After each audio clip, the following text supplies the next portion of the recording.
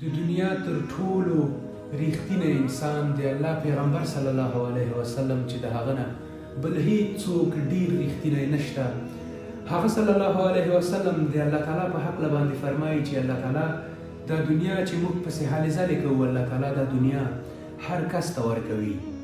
هغه کس چې خوښیږي هغه ته یې هم ورکوي او هغه کس چې نه خوښیږي هغه ته یې هم ورکوي. لږه ورکوي، ډیره ورکوي، همدغه رای فرق ده، خو الله تعالی دنیا ټولو ته ورکوي.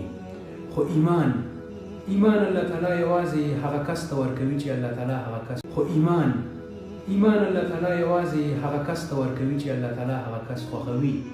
او کله چې الله تعالی کوم کس خوښوي هغه ته له هر څه نه مخکې د دین پوهه ورکوي.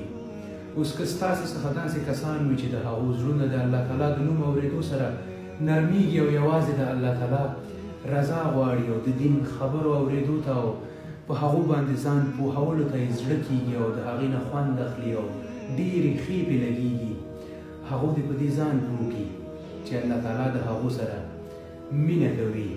ځکه الله تعالی د هغو دپاره خوښه کړي چې زړونه یې خلاص کړي او په صراط المستقیم باندې روان کړي.